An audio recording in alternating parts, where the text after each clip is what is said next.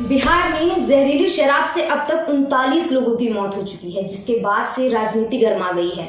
विपक्ष लगातार सरकार से सवाल पूछ रहा है। वहीं इसके बाद सीएम नीतीश कुमार और डिप्टी सीएम तेजस्वी यादव के जिस तरीके से बयान आ रहे हैं, उस पर लगातार आलोचनाएं भी हो रही हैं।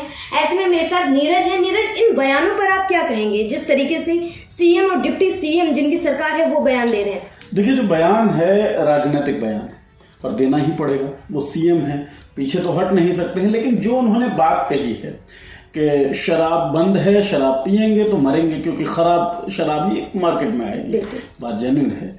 लेकिन एक सीएम होने के नाते कहीं ना कहीं उनका ईगो दिखता है, उनका अहंकार दिखता है। शराबबंदी जो है एक मोरल कॉन्साइंस की हम बात करें या फिर शराबबंदी एक सामाजिक पहलू पे अगर हम बात करें तो एक अच्छा फैसला हो सकता है। लेकिन शराबबंदी उस फैसले के लागू होने के बाद भी, उस कानून के पास होने के बाद भी शराब जो है वो बहती रही बिहार के अंदर। और लगातार ऐसी रिपोर्ट्स देखने में मिली कि जो लॉ इन्फोर्समेंट एजेंसी होती है, जैसे पुलिस होती है, उस पुलिस की भी इन्वॉल्वमेंट कहीं ना कहीं उसमें दिखी। अच्छा, जैसे आपने पुलिस की बात बोली, तो पुलिस ने अभी मतलब अगर मैं पीछे थोड़ा ही ज़्यादा पीछे भी ना जाऊं, तो पुलिस ने कुछ टाइम पहले बोला था कि चूहों ने शराब पी ली बिहार में। तो अब पुलिस पे भी लगातार सवाल उठते हैं, क्योंकि देखिए कि बिहार में कुछ भी हो रहा है, ये नहीं है कि पुलिस की नज़रों से छिपा हुआ है, क्योंकि लगातार 6 सालों से लोग जहरीली शराब पी पी के मर रहे हैं। हर साल 1000 से ज़्यादा आंकड़े आते हैं जो लोग, ये सिर्फ वो आंकड़े हैं जो आपके और हमारे सामने आते हैं, उसके पीछे न जाने कितने होंगे जो हमें नहीं पता है। उस पर आप क्या कहेंगे? देखिए, एक मूवी आई थी, उस मूवी में एक डायलॉग था तो फनी मोड में, लेकिन बिल्कुल मुझे लगता है कि कहीं ना कहीं वो जेन्युइन मोड था कि अगर पुलिस चाह ले कि एक मंदिर के आगे से चप्पल चोरी नहीं होनी चाहिए तो चप्पल चोरी नहीं होगी। अब कोई भी योजना लाते हैं, अब कोई भी कानून बनाते हैं, जो चुने हुए प्रतिनिधि हैं उनका काम है कानून को बना देना। उस कानून का पालन कौन करवाएगा, एनफोर्समेंट कौन करवाएगा? लॉ एनफोर्समेंट एजेंसी कौन होती है? पुलिस होती है। तो कोई भी कानून अगर जमीन पर लागू नहीं हो पा रहा है, एनफोर्स नहीं हो पा रहा है, तो जिम्मेदारी सीधे तौर पर पुलिस की आती है। जहां तक शराबबंदी बिहार के अंदर स्पेसिफिकली बात है, तो मैं आपको बता दूं कि 400 से ज्यादा पुलिसकर्मियों पर शराबबंदी के कारण कार्रवाई हो चुकी है। ऐसे वीडियोज आए हैं जब शराब पी के जो पुलिस के आला अधिकारी हैं वो डांस कर रहे हैं, वो शराब का सेवन कर रहे हैं, ये वीडियोस हैं हमारे सामने। इनफैक्ट अभी भी एक पुलिसकर्मी की मौत हो गई है अभी जहरीली शराब से। बिल्कुल। पिछले साल ही कई पदाधिकारी जो हैं उनके खिलाफ FIR भी किया गया है, उनके खिलाफ कार्रवाई भी हो रही है। और जब मैं आपको एक दिलचस्प बात बताता हूं कि जब मैं बिहार में ग्राउंड रिपोर्टिंग पे था, उस वक्त कई लोग मुझे मिले जो सामाजिक कार्यकर्ता थे, जो युवा थे, जो यूनिवर्सिटीज़ में और पॉलिटिक्स में काफ़ी कुछ दखल रखते थे। उन लोगों ने बताया कि किस तरीके से शराब की होम डिलीवरी बिहार में होती है, और ये जो होम डिलीवरी का फैसिलिटेशन है ये पुलिस थानों से होकर गुजरता है। तो पुलिस की आंखों से बच के कोई कानून तोड़ दे, ऐसा हो ही नहीं सकता है। ठीक है, तो शराबबंदी के परिप्रेक्ष्य में भी ये बात बिल्कुल सही है। अच्छा, देखिए, ये जो शराबबंदी है इसे सबसे ज्यादा किसी ने मतलब उनका समर्थन किया है सीएम नीतीश कुमार का, तो वो महिलाओं ने, क्योंकि महिलाएं खुद चाहती हैं कि उनके घर के जो उनके पति हैं, उनके बच्चे हैं, उनकी आने वाली पीढ़ियां हैं, वो इन चीजों से बचे, क्योंकि शराब किसी के लिए भी फायदेमंद नहीं है, सबके लिए हानिकारक है। लेकिन इस वक्त जिन्होंने इनका समर्थन किया था, उनका जब इनमें से ना जाने कितनों का कोई पति होगा, कोई बेटा होगा, कोई बच्चा होगा, उनके परिवार का सदस्य होगा, जब वो महिलाएं इस पीड़ा में हैं कि उनके परिवार का सदस्य मर गया है, और ऐसे में सीएम नीतीश कुमार के इस तरीके के बयान आएंगे कि मरेंगे ही, तो ऐसे में आपको क्या लगता है कि वो महिलाएं अपने आप को कहाँ देख रही हैं? देखिए, बुरा होगा, बुरा लगेगा। महिलाएं जो हैं उतनी मजबूती से शायद खड़ी ना हो पाए जितनी मजबूती से उन्होंने इस फैसले का स्वागत किया था। लेकिन आपको एक शराबबंदी के परिप्रेक्ष्य में एक अच्छी कहानी बताता हूँ। हरियाणा की बात है। सन 1996 में महिलाओं ने प्रोटेस्ट किया। महिलाओं ने डिमांड की कि भाई शराब बंद होना चाहिए। क्यों होना चाहिए? क्योंकि लोग शराब पीते हैं, शराब पीने के बाद जब घर पे आते हैं तो डोमेस्टिक वायलेंस की जो घटनाएं हैं वो बढ़ती हैं।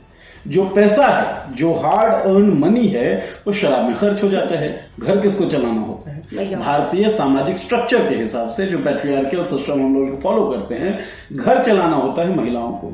पैसा तो चला जा रहा है शराब में, तो सबसे ज्यादा दुख किसे है? महिलाओं को है। गाली गलौज किसे झेलना पड़ता है? महिलाओं को झेलना पड़ता है।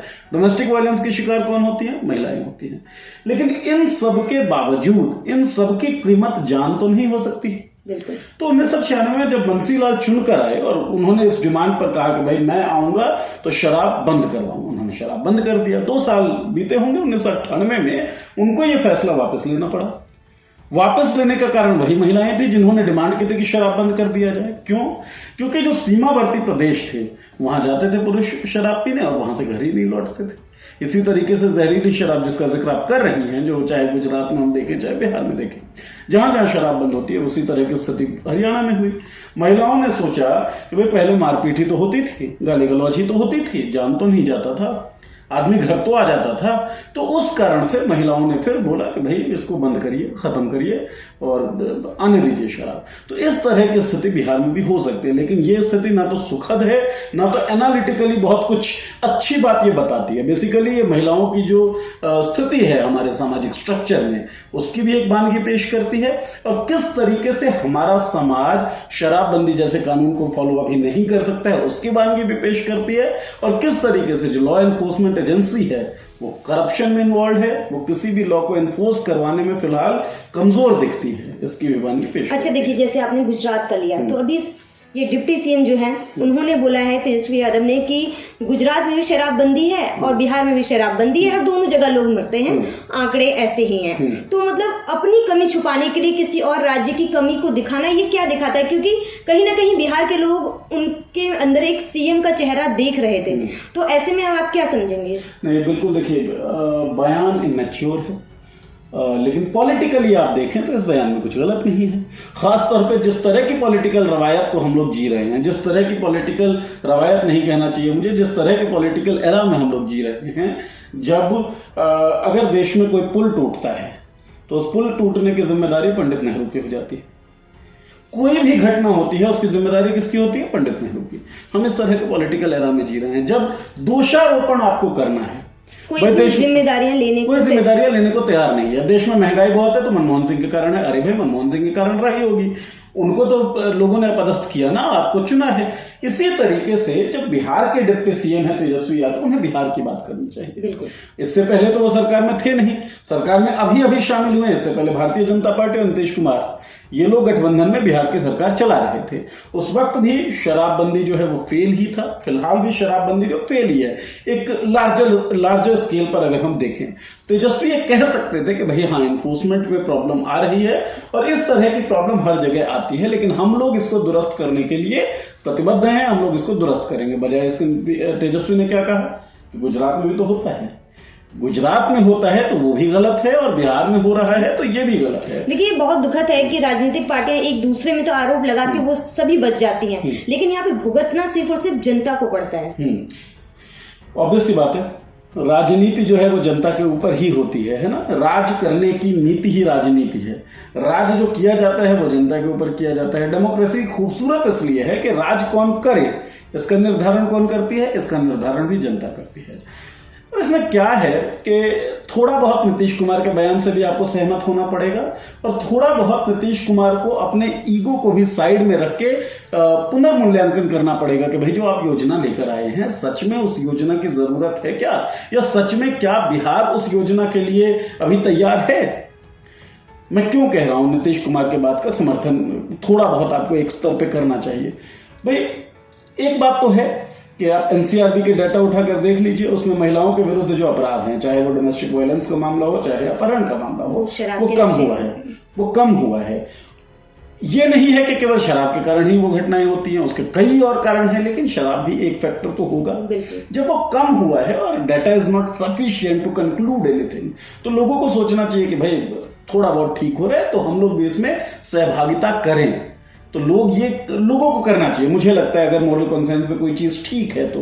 और जब शराब में आपका पैसा खर्च नहीं हो रहा है तो वो पैसा कहीं तो जाएगा, या तो वो पैसा बचेगा या आपके जीवन स्तर में सुधार होगा। तो लोग इस चीज में जब तक आगे नहीं आएंगे कि हाँ हमको भी इस योजना को सफल बनाना है, तब तक योजना सफल नहीं होगी। नंबर 2, नीतीश कुमार, मैं बार बार क्यों कह रहा हूं कि ये ईगो की लड़ाई लेकर चले हैं, क्योंकि नीतीश बार बार ये कहते हैं कि जब हमने शराबबंदी कानून जब हम लेकर आए थे तब किसी ने विरोध नहीं किया था, आप विरोध क्यों कर रहे हैं? ठीक है, नीतीश ने जो भी सोचा होगा, वो जो कह रहे हैं कि अपराध है वो बिल्कुल कम हो गए और इसको वो कंक्लूसिव रिमार्क मांग रहे हैं, वो कंक्लूसिव रिमार्क तो है नहीं नीतीश कुमार का। अब सोचना ये पड़ेगा नीतीश कुमार को कि भाई आपके बिहार के ही लोग हैं जो शराब पी रहे हैं, बिहार के ही लोग हैं जो नकली शराब बना रहे हैं, चाहे वो विदेशों से आ रही हो, खपत तो बिहार में हो रही है ना, मतलब लोगों की टेंडेंसी है शराब पीने की। अगर ये टेंडेंसी है और अगर शराब बंद रहेगा तो जैसा उन्होंने खुद कहा है कि नकली शराब बनेगा ही, गड़बड़ माल जो उन्होंने यूज किया है टर्म, गड़बड़ माल आएगा ही मार्केट में। तो मार्केट में ये गड़बड़ माल ना आए, लोग नकली शराब पीने के लिए मजबूर ना हो जाए, क्योंकि लोग पी रहे हैं, टेंडेंसी है। आप उनको शिक्षित करके, एजुकेट करके इस टेंडेंसी को खत्म कर सकते हैं, लेकिन आपको वो पैरेलली करना पड़ेगा, पहले करना पड़ेगा। एक और अहम चीज है, बार बार पॉलिटिक्स के अपने प्लेटफॉर्म से हम लोग बार बार नौकरियों का मुद्दा उठाते हैं।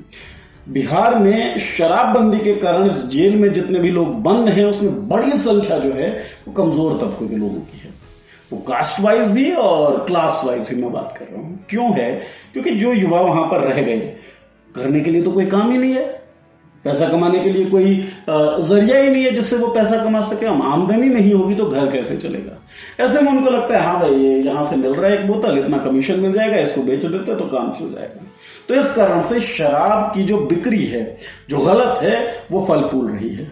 तो भाई आप पहले तो एजुकेशन सुधारिए, आप जो है एम्प्लॉयमेंट की इक्वल अपॉर्चुनिटीज के ग्रोथ के लिए कुछ कदम उठाइए, उसके लिए आप तत्पर दिखिए। और साथ के साथ जो एजुकेशन है, मैंने पहले भी उसका नाम लिया है, जो सोशल एक कॉन्साइंस है उसको जगाने के लिए कुछ प्रोग्राम्स आप करिए जिससे लोगों का सोशल कॉन्साइंस जाग सके। तो बिना एजुकेशन के, बिना एम्प्लॉयमेंट के, बिना फाइनेंशियल अपलिफ्टमेंट के आप सोचें कि शराबबंदी जैसा कानून सफल हो जाएगा, तो मुझे लगता है ये एक तरह की मूर्खता है। इगोइस्ट एटीट्यूड में हम इसको जारी रख सकते हैं। बिल्कुल उनके भाषण में दिखाई दे रहा है जो उन्होंने बोला। हाँ बिल्कुल ऐसा लगता है, इगोइस्ट एटीट्यूड तो है। शराबबंदी जहां जहां भी हुई है कामिनी, चाहे वो गुजरात हो, चाहे वो हरियाणा रहा हो जिसका मैंने जिक्र किया, चाहे वो बिहार हो, वो पूरी तरीके से सक्सेसफुल नहीं हो पाया है। तो इसलिए कहीं ना कहीं एक सवाल पैदा होता है कि क्या शराबबंदी फिलहाल एक सॉल्यूशन है भी? इसके कई और सॉल्यूशन हो सकते हैं जिसके बारे में मुझे लगता है सरकारों को विचार करना चाहिए। गुजरात की ही बात करें हम तो 606 करोड़ रुपयों की शराब और ड्रग्स ये जब्त किए गए थे 2 सालों के अंदर। ये गुजरात की है स्थिति जहां 1960 के दशक से शराब बंद है। तो क्या हमारा समाज, क्या हमारा देश शराबबंदी जैसे कानून के लिए तैयार है?